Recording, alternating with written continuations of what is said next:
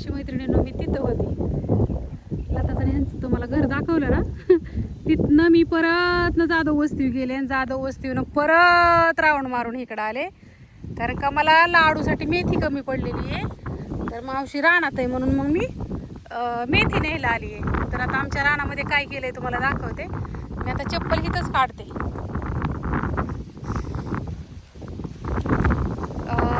इथं केली मावशीने ह्यांनी बाजरी, आणि पलीकडं काय केलंय मला नाही माहिती, कारण का रान लई लांब आहे आमचं, त्या रेल्वेच्या रुळाच्या तिकडं आहे असं. आता ते काय काय केलंय बघते मी. मळ्यातल्या रानात केली आमच्या, इकडं मावशीकडे येते म्हणून तरी मला यायला होतं.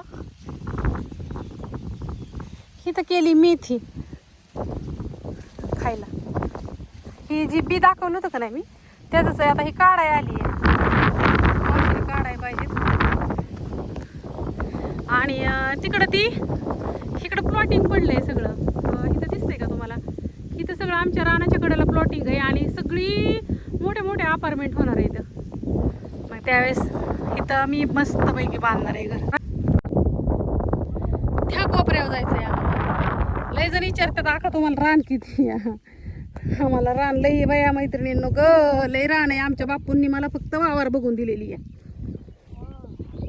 आमच्या बापूंनी फक्त रान बघून दिले. तेव्हा माझा नवरा सायकलच्या पंक्चरी काढत होता, किचन ट्रॉल्या बनवत कपडे शिवायचं, किचन ट्रॉल्याची कामं करायला नुकतंच केली. म्हणजे सुरुवात म्हणजे सगळ्यात पहिला पगार माझ्या हातात दिलता. दराडे सायकलवाले आहेत का नाही बारामतीतले, कोण कोण ओळखत असते, दराडे सायकलवाल्यांचं तिथं सगळ्यात पहिली ट्रॉली त्यांची केली. आणि माझं लग्न झालं मग त्या दराडे सायकलवाल्यांनी आम्हाला घरी बोलवलं, जेवण केलं आणि पहिला पगार माझ्या हातात दिलता नवऱ्याचा. त्याच्या आधी विठ्ठल रुक्माईचं मंदिर आहे गावात, तिथं बारकी खोली आहे. तिथं मस्तपैकी एक खोली होती, तिथं आपल्या 2 मशनी होत्या. आणि असता नवरा माझा मस्तपैकी कपडे शिवायचा. आणि बापू म्हणलं वावर लई 35 एकर वावर आहे, काय करायचं, लय तारांबळ झाली तर इकून खात्या. ही आमच्या बापूंचा 25 वर्षापूर्वीचा शब्द होता. मग नंतर आमच्या नवऱ्याने पोल्ट्री घेतली. पोल्ट्रीसाठी दाजींनी तुमच्या अर्धा एकर वावर घेतलं गावाच्या खाली, जिथं उड्डाण पूल आहे ना घुसबायचा तिथं. त्यांच्या मित्रांनी दोघांनी अर्धा एकर वावर घेतलं. पतसंस्थेचं 2.5 लाख रुपये कर्ज काढलं. असं चढ होता मरणाचा, इतकं वावर असताना वावर घेतलं का. तर त्यावेळेस ती म्हणायचं की इकडे काय रस्तं वगैरे नव्हतं, तर त्या म्हणायचं इतकं वावर असताना ह्याला रस्त्याच्या कडेला त्यावेळेस नियम होता नवीन 2004ला 5ला की रस्त्याच्या कडेला पाहिजे पोल्ट्री. नवीन पोल्ट्र्या चालू झाल्या बघा. मग छानपैकी पोल्ट्री बांधली, पतसंस्थेचं कर्ज काढलं होतं त्यावेळेस 2.5 लाख रुपये. तात्या म्हणायचं आमचं सालत धरावं लागेल राजाला, त्याशिवाय कर्ज भेटायचं नाही. तेव्हा मला दिदीच्या टायमाला दिवस गेलेलं होतं. मनुबाई तिकडून दिवस गेलेलं, डिलिव्हरी आली मनुबाई की लगेचच 2-4 महिन्याने तर आला पहिला आमचा लॉट कोंबड्यांचा. टाकली मनुबाईला तिथं नेऊन, 4 महिन्याची पोरगी होती तेव्हा तिथं पोल्ट्री कोंबड्यांचं साळवान हलवायला, फिकली तिथं माळाला नेऊन. कसं त्या पुरीला बघायचं होतं, कशी पोल्ट्रीतल्या कोंबड्या बघायच्या होत्या मलाच काही कळलं नाही. झालं 2-4 लॉट गेले की आला बर्ड फ्लूचा रोग, गेल्या सगळ्या कोंबड्या मरून. 2-3 महिन्यात एकदा लोट जायचा. ती बी त्यावेळेस एवढा त्याला बाजार नव्हता. त्यांना होता 25,000 रुपये हप्ता पतसंस्थेचा. तर त्या 25,000मध्ये दिदीचं पप्पाचं 2 महिन्यांनी लोट जायचा, 1 महिना ती लोट यायला लागायचा. मग असं कर्ज वाढत चाललं नवऱ्याचं. मग नवऱ्याने जागे सकट पोल्ट्री विकली, जेवढं घेतलं होतं ना. आले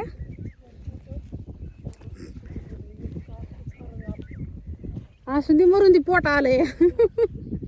थांबा मैत्रिणींनो 1च मिनिट. मग माझ्या मालकांनी तुम्हाला सांगते सगळं रान घेतलं होतं, अर्धा एकर ती रान, पोल्ट्री, विहीर खांदलेली होती, बोर होतं, सगळं विकून टाकलं.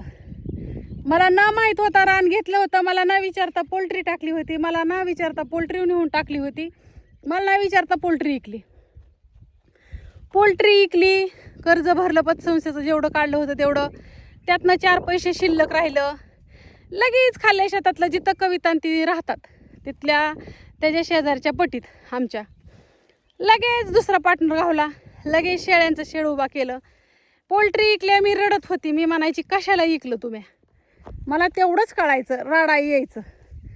मग मला म्हणलं तू लय रडती म्हणून शेळ्यांचं शेड बांधतात पण माहीत नव्हतं. मला म्हणलं तू लय रडती म्हणून आपल्या रानात पोल्ट्री उभा करायची कोंबड्यांची. मग पोल्ट्री कोंबड्यांची मोठी असती, 3000 पिलांची होती. मग मी म्हणायची एवढीच का बांधलंय तुम्ही. मग ती मला म्हणायचं अर्धे पिल्ला आणली मोठी झाली की अर्ध्यात सोडतात ना. आता ज्यांच्या पोल्ट्री त्यांना माहिती असन, पहिल्यांदा अर्ध्या गाळ्यात असते तर नंतर ना मोठी पिल्लं झाली की अर्ध्या गाळ्यात सोडते ती. मग मला म्हणायचं की तोपर्यंत होईन आपलं बांधकाम. बरं. आणि आमचा नवरा असाच गेला एक दिवशी रवी भाऊचा ह्यांचं टेम्पो घेऊन तिकडं उस्मानाबादच्या तिकडं. आमचं मालक आणि त्यांचं पार्टनर माझं दीर महेंद्र जाधव गेली ना आली की शेळ्या घेऊन. बरं शेळ्या आणायला गेलेत माहीत नाही, जाताना सांगितलं नाही. गेले शेळ्या आणायला मस्तपैकी. दुसऱ्या दिवशी संध्याकाळी फोन आला 5 वाजता, खाली जा रानात आणि घासाचं वजं कापून आण. मला म्हणलं इथनं गाव 3 किलोमीटर, तिथनं 2 किलोमीटर, 1 किलोमीटर ती वावर. मला म्हणलं खाली जा रानात घासाचं वजं कापून आण. ज्या रानात मोहगणी लावली तिथं घास होता गुरांना. होय अगं गेली तुम्हाला सांगते रानात, आणलं घासाचं वजं कापून. पुढचं काय बोलू नको म्हणलं. आता मी म्हणलं तुम्ही शेळ्या नाही गेल्या मला सांगितलं नाही सांगितलं. म्हणलं तुला काय सांगायचं, मला किती झाली का. घेतल्या घासन गेली. आला नवरा तवर शेळ्या घेऊन. मला तिथंच ठुली, घरी जेवून दिली नाही. नवरा घरी आला, गोदड्या घेतल्या, पोरगी घेतली, खाल्ल्या शेतात आलं. मग आमच्या घरच्यांना वाटलं, आमच्या तात्याला नात्याला वाटलं मालकीन झाली. नवरा सांगत नाही, पोरगं सांगत नाही, त्याची बायको बी सांगत नाही.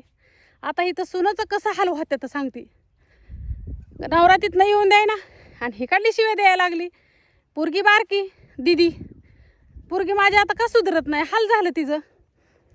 नवरा मला इथंच राहायचं, उपला नाही त्या शेडमध्ये. तिथंच ठुलं मला. आलं घरी डबा न्यायला, तात्या यायचं आणि भांडणं करायचं. आता यायची भांडणं करायची. मेंढरं होती, खाल्ल्या शेतात घेऊन यायची, म्हातारी शिव्या द्यायची. मालकीन झाली, चालत धरावं लागते नी. आत्या बी तात्या बी दोघं बी शिव्या द्यायची. नवरा जायचं कामावर निघून इल्डिंगच्या मला शिरडं राखायला लावून. मी खायची शिव्या कारण नसताना. नवऱ्याच्या खायची, तात्याच्या नात्याच्या खायची. असं झालं. चांगलं 2-4 रविवार गेलं आणि पत्र्याचं शेडच उडून गेलं आमचं शेळ्यांचं. वाईटळ आली, त्याचं ढापण टाकायचं राहिलं होतं मैत्रिणींना. पत्र्याचं शेडच गेलं उडून. अरे देवा आता काय करायचं. अक्षरशः काहीच नाही राहिलं. त्या दिवसात आमच्या महेंद्र भाऊजींच्या पोराचा बड्डे रोहनचा, त्या दुसऱ्या दिवशी. मग ही 2 जण काय म्हणली माहिती आहे का, तुम्ही असं करा, भाऊजींचा बंगला होता तिथं जावा म्हणली, शेळ्या घेऊन तोवर आम्ही सगळं नीट करतो. सकाळचं उठल्याच लावलं तिचं पोरगं काकाला, माझी पोरगी काकाला. 5-6 महिन्याचा 2-4 महिन्याचा फरक आमच्या दोघींच्या पोरांच्यात.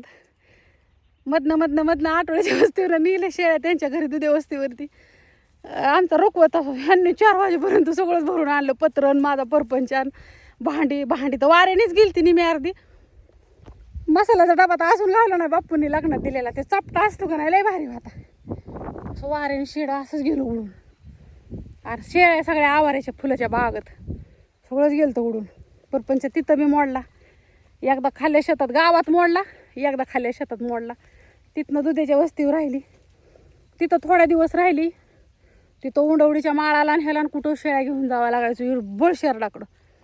आणि शेळ्या थोड्या आणल्या नव्हत्या, 30 शेळ्या आणल्या होत्या मैत्रिणींनो.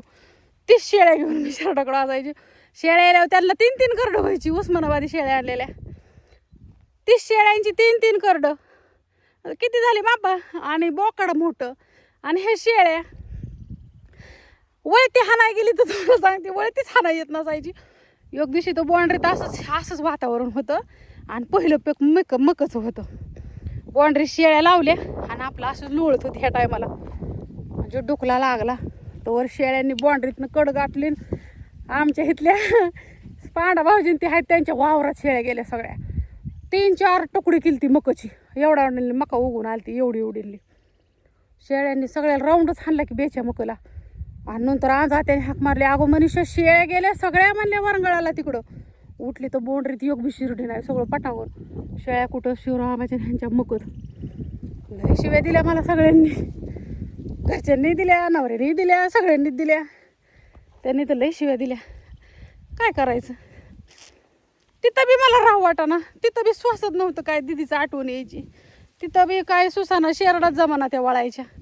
आणि बाँड्रीत जावं तर ती बाँड्रीवाला साहेब ताप द्यायचा, गळ्यातलं घंटेला टाकून दिलं तर त्याच्या अंगावर. म्हणलं मग नाही, आमच्या चुलत सासऱ्याच्या अंगावर दिलं तर टाकून. ते तिथनं वाटाने जाऊन देत नव्हतं, मला इथनं जायचं नाही. त्या शेळ्या घेऊन त्यांच्या अंगावर घंटेला टाकून दिलं. आणि मला बापून एक बारकी 2 ग्रॅमची अंगठी गेली लग्नात, तर ती अंगठी माझ्या हातात असायची. ती अंगठी दिली ती टाकून बाँड्रीवाल्या काकाच्या अंगावरती. धरा म्हणलं ही अंगठी, पैसे मागायचं त्यावेळेस ती ड्रिंक करायचं. मला म्हणलं पैसे दे, धरा म्हणलं ही तुमची अंगठी. नको म्हणलं मला बाँड्रीत शेरडा गावल्यावरती फॉरेस्टात. आणि मग लय त्रास व्हायचा, भांडणं व्हायची सारखी दोघाची. ते मला किरकिर करायचं सारखं. गेली आईच्या इकडं निघून भांडणं करून. पहिल्यांदा आधी घर पोल्ट्री होती तेव्हा बी गेली, ती पोल्ट्री बी लय भांडणं व्हायची दोघाची. दिदी बारकी खाया नसायची तिथं काय, लय रडायची दिदी. 4-5 महिन्याची होती. राग व्हायचं का खाल्ल्या शेतात गेली हिरीव जाऊन म्हणलं आता मरूनच जाते. त्यांनी केला बापूंना फोन, बापून ती येतोपर्यंत तिथं हिरीव जाऊन बसली होती. हिरीतच पाणी नव्हतं, खाली जाऊन बसली होती पाण्याकडे बघत. ते आलं तर काय ग म्हणे, म्हणलं हिरीतच पाणी नाही. आमच्या दोघांची बी लय भांडणं व्हायची की. आणि तिथनं तुम्हाला सांगते मग मी गेली काजळला निघून 10-12 दिवस. मला राहायचंच नाही म्हणलं, हे माणूस मला नुसतं काम सांगतोय म्हणलं शेरडण हिन वळायला. आणि मग 10 दिवस राहिली. ह्यांची बोकडच गेली मरून सगळी. कुणाचं करडू कुणाला प्यायचं तीच कळत नव्हतं. ह्यांना काय माहिती कुणाचं करडू कुणाला पेतं. इतक्या शेरडांचं झाडून हे काढावं लागायचं, हे करावं लागायचं. ते बिचारी बी लागायची मला करू माझी जाव. आम्ही दोघी बी बारक्याच होतो, 17-18 वय असं आमचं. आणि नंतर ना बापू म्हणलं, मी म्हणलं ह्या माणसासंग राहायचं नाही म्हणलं, मला सोडचिठी द्या म्हणलं, मी राहणार नाही, मला दुसरा नवरा करून द्या बापूला म्हणलं, मी राहणार नाही म्हणलं. आणि मग बापू म्हणलं पोरगीच नाही लावायची त्यावेळेस. आणि मग दिवस पप्पा म्हणलं टाक तू शेरडा ऐकून बापूंना म्हणलं. म्हणलं मला घरी जायचंय, मला जिथं लग्न करून आणलं होतं तिथं जायचंय म्हणलं. आली. आणि मग मी आली घरी निघून. मी नाही जाणार म्हणलं रानात म्हणजे शेरडांकडं. आणि मग शेरडा टाकले इकून. आणि मग नंतर ना ती शेळ्या ऐकल्यावरती मग ती पत्र्याची पानं उडून गेलेली होती का नाही. मग ह्यांना म्हणलं आपण किराणा मालाचं दुकान टाकू, गिरण टाकू, मी कपडे शिवाय शिकते. मग माझं दाजी थोडं ऐकायला लागलं. आणि मग आम्ही ते पत्र्याच्या खोल्या बांधल्या, त्या स्वस्तायला 2 खोल्या बांधल्या मैत्रिणींनो. आणि मग बारकं किराणा मालाचं दुकान टाकलं. कपडे शिवली, मी शिकली शिवायला मशीन काम. परत पिठाची चक्की होती, 2 बारकी 10-10 हजाराची कालवड आणली होती. सुरुवात कशी असती परपंचाला तुम्हाला सांगते. मग एक पहिल्यांदा 14 हजाराचं आमच्या सविताताईकडूनच घेतलं होतं शेजारच्या कालवाड. दुसरं एक 10 हजाराचं आणलं आमच्या नंदूबाईकडून. ह्या आजना नाहीत ना त्यांच्या बहिणीकडून आणलं गिरीमोरनं. मग 2 कालवाड. मग रानातलं बघायची मी, रानात जायची, शेती करायची, दुकान चालवायची किराणा मालाचं. 2007ला बारक्या 2 खोल्या बांधलेल्या. आणि मग तात्याची माझी भांडणं व्हायची. तात्यासारखं माझ्यासंग भांडणं खेळायचं. तात्याला वाटायचं ही सगळं करते ती मीच करते म्हणजे पोल्ट्रीचं शेळ्यांचं ह्याचं. मग तात्या नात्या शिव्या द्यायची, तात्यालाही द्यायचं शिव्या, तात्या बी लय भांडायचं. मग एक दिवशी राहिली वाहिली मीच, नाही राहायचं म्हणलं ह्यांच्यात, मरू दे तिकडं, सारखं म्हातारा शिव्या देतंय. आणि बाईन हे आमच्या आधीच व्हायला राहिल्या होत्या, तात्याची आणि बाईची ह्यांची भांडणं व्हायची. त्यामुळं माझं लग्न झालं की 2-3 महिन्यात राहिल्या होत्या त्या. मरू दे तिकडं म्हणलं. आणि मग तिथून पुढं आमच्या परपंचाला सुरुवात झाली. होय मावशी, हाल तर लय झालं, कुत्र्यावानी हाल झालं. हां, काय जणांना वाटतं लय बोलते. हा काय मनानं नाही बोलत. तिथं शेरडं वाळल्यात इथं, कोंबड्या वाळल्यात इथं, उपाशी राहिली किती दिवस. मग असंच नाही दिवस येत सोन्यासारखं. मनाने येतात का? येईन का असं त्यात ह्या गोष्टीवरती मस्तपैकी एक इंस्टाग्रामवरती व्हिडिओ काढते. व्हिडिओ आवडला असेल तर नक्की लाईक करा. आणि तुमच्या बी आयुष्यात असं दिवस चाललेला असले तर नक्की ध्यानात ठेवा की आकाला बी असं दिवस काढल्यात, तुम्हाला बी चांगलं येतात. सुंदर असा पाऊस आलाय मैत्रिणींना. आता जातो आम्ही तिथं घरात.